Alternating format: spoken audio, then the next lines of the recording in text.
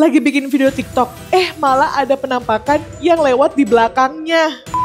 Jadi ada salah satu akun yang bernama Zai. Nah ada nih satu video yang memperlihatkan 4 remaja cewek lagi TikTokan gitu pada malam hari. Namun ternyata ada sosok yang terekam oleh kamera. Nih kita lihat aja videonya.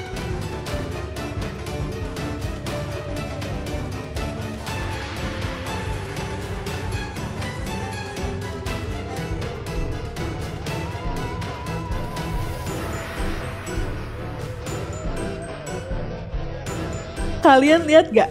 Di captionnya Z ini juga nulis Day One TikTokan with urban legendnya Kalimantan. Waduh, kalau dilihat lagi sih emang mirip sih sama urban legend yang terkenal itu. Duh, aku malah kasihkan ngemil snack bon cabe makaroni crispy level 15 ini deh. By the way, cemilan ini emang enak banget sih. Rasanya pedes gurih gitu dan teksturnya itu crispy dan gak keras nih.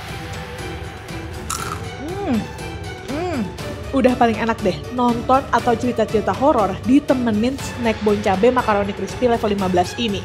Karena aku tuh jadi ngerasa lebih berani aja gitu nyeritain cerita horor yang paling mencekam buat kalian.